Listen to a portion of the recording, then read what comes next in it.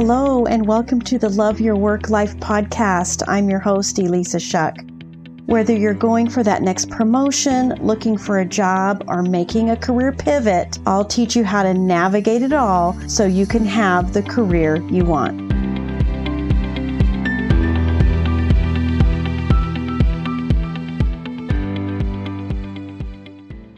Welcome to Love Your Work Life, episode 89. One of the more challenging things about getting into a job search, especially when you're employed and you're employed in a toxic environment, you are dealing with a lot of negative circumstances going on at your current job, is navigating all that stuff while you're trying to be up and positive and do all the things, really that you can do and that you have to do in the job search process. Because people want to see the real you when you show up for those interviews, when you're interacting with people. You've heard me talk many times about energy and how energy can be felt.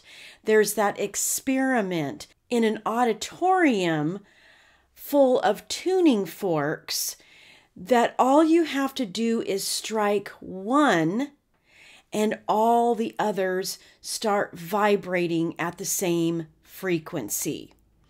This is why you really want to put some time and investment in yourself and managing your own thoughts and your own energy while you're job searching, because you want the energy of the real you to be the energy that's showing up in those conversations. Versus, I get this vision of like Wonder Woman with the gold bracelets and you're just fighting off all those bullets coming at you. That fierce energy, that survival energy, isn't typically the one that you want to take with you into the interviews. So today, I want to talk to you about navigating a toxic workplace while you are job searching, while you're doing all of the things related to making your move. And hey, step one is just deciding to actually do it.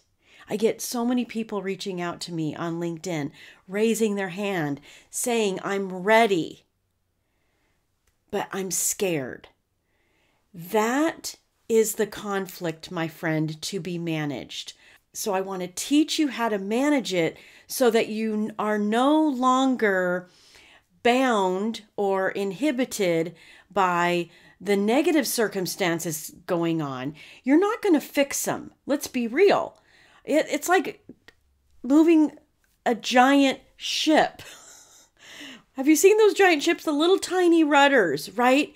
And it takes forever to recalculate and get that thing moving. That's what changing workplace culture is like. So while even if they're improving, moving things around, it's a slow process. So I want you to take charge of you so that you can get what you want faster, easier, better, while behind the scenes, you're putting up that shield. You're covering yourself. You're navigating all the flaming darts that are coming at you in that toxic workplace. Instead of saying yes to all the flaming darts that we would call, say, circumstances happening around you, I want you to pay attention to the thoughts that accompany them. And these are your thoughts, because it's kind of a double whammy. You've got all the stuff happening, and then you have your thoughts about what's happening.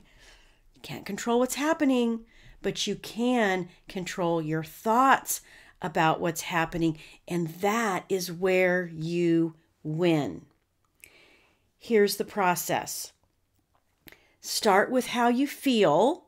Be curious about what's creating those feelings. You may want to say, his action, her action, their action made me feel that way. I was disrespected. I was ignored. And you might actually be disrespected and ignored. I'm not saying you're not. But your thought about the circumstance of being shut down in a meeting is where you're either taking control and taking your power back, or you're giving it up. It's your thought. If someone shut you down in a meeting and you decided to think, wow, they're really distracted, I wonder what's going on, that's a very different feeling than they're disrespecting me. How do you feel when you're disrespected? Angry, discouraged, defeated.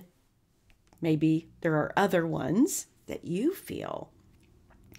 And those feelings are not going to help you navigate what's going on in that place. It's probably going to result in you shutting down in some way. And I get that. Our brains are really good at protecting us. It's so important for you to pay attention to your feelings and the thoughts that are creating those feelings, because the actions that feeling motivates either serve you or they don't. So as you start paying attention to your thoughts, as you start getting super curious, you will notice that sometimes it's a monologue. Sometimes it's just a steady stream of thoughts that don't serve you. They don't like me. This isn't working. They don't respect me. I'm never going to get another job. I'm going to be stuck here forever. That's a monologue that doesn't help. And I just think sometimes, wouldn't it be nice if our nature was a monologue of really awesome, positive thoughts that make us feel empowered and purposeful and confident? It's just not the way we're wired, unfortunately. So instead of trying to get a steady stream of positive, what I want you to do is start a dialogue. Interrupt the monologue with dialogue. And that means, not in a crazy way, but that actually means having a conversation with yourself. But you've got to be paying attention, because so much of the time that monologue is just running along under the surface. It's like those rivers, they get covered with ice, but it's still flowing underneath. So you need to break through that ice and really start to understand what's happening under the surface. And interrupt that flow by questioning, answering, and intentionally replacing the thoughts that are not serving your bigger goal, your greater purpose. Even if that purpose is just getting out of that awful workplace that's sucking the life out of you, that's not leveraging everything you have to offer. How do you do that? It's like I said at the beginning, you go back to the feelings. But now, instead of, I feel awful, what's the thought that's causing that feeling, is you say, I want to feel this way. I want to feel confident. I want to feel certain. I want to feel energized. What are the thoughts that are going to create confident, energized, purposeful feelings for you? And that's where you just get super duper intentional. Your job is to interrupt the monologue, question all of those individual thoughts, and make a decision about them. Is it true? Most of those thoughts aren't even true. It's a lie that you'll never find a job where people appreciate you. That's just a lie. And you get to call it out as that. You get to tell your own brain, no, I'm not going to go there. You don't have to lean into it. You can answer it. You can challenge it. And when your brain says, yeah, but nobody appreciates you here, you can answer that one too. That's the conversation. It's really, really interesting. Just the act of acknowledging it diffuses it a little bit. It's like, I'm on to you. I'm going to pay more attention to what you're serving up. Is this something that's going to help me? Is this something that's going to get me moving forward? Is this something that's going to keep me in fear and feel stuck? These are the questions that you get to ask yourself in that conversation. Now, it's super helpful if you write some of this out on paper. Write out your negative thoughts and then throw it away after. Throw it in the fireplace, tear it up, shred it, whatever you want to do. It doesn't have to be sitting around for you to look at again. What's so cool is when you write it all down, you do have this little moment where you read it over again and you realize how kind of ridiculous it is. And maybe you have the conversation with what's written. Each one of those thoughts, you have an answer for it. Nope, that's not actually true. I've created a lot of great results. No, I've landed a job before. I can do it again. You can start having a better conversation simply by acknowledging and writing down those thoughts and then coming up with your counterpoint to those. That's what intention is all about. That's what managing your mind is all about. And that when you manage your mind, the circumstances at your job don't actually have to change for you to feel better. I know that sounds a little wacky because maybe they should change. There's a lot of awful places out there. I've worked in some tough situations, and I know you are working in tough situations too.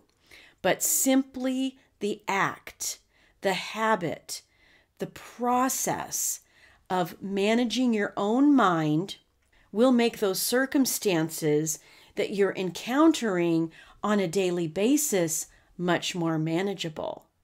Because moment to moment, you can decide what you want to think about that circumstance. And you know what? Neutral is fine. I'm not saying that you have to turn everything into this positive, peppy thought. But you can just decide that's not true and leave it at that. Take some time to start observing. It's in the observance of a circumstance that it starts to change. That's quantum physics. I know enough about it to know that simply observing your own thoughts will empower you to start thinking new things and having better conversations in your own head so that you can navigate all the stuff you need to on the job, off the job, and in the move that you want to make in your career.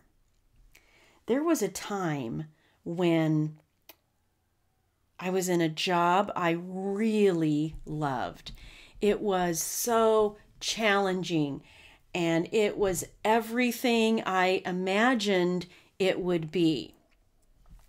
And my manager started acting weird, started micromanaging me, started questioning everything, not just me, but everything that was going on in the business, started making decisions about strategies and product directions that just didn't fit with our brand identity and who we served in the market. And I started getting really frustrated. I started even feeling undervalued because my suggestions were questioned or dismissed, or he was on to something else, and I felt like I couldn't get his attention. But once I started paying closer attention to my thoughts about the situation, it started getting better. And then I one-upped it. Then I started looking closer at the strengths that I had, the contributions that I knew I was making. And I started managing myself and rebuilding myself in terms of what I knew to be true about me at a very deep core behavioral level. It was a game changer, because when you start questioning your thoughts, changing that conversation, mix in a little bit of self-awareness about what's awesome about you, you can be a little bit more understanding of other people too. The other thing about that circumstance was it was back in the economic downturn of 2008. So maybe there were some reasons to be scared, but reasons to be scared doesn't mean you have to think scary thoughts. You can think thoughts of possibility. You can think thoughts of, I can handle anything, because you can. All right, my friend, stop by my LinkedIn profile, because I just posted a replay of a masterclass. So look for that on my profile. Maybe I'll even put it in the featured section.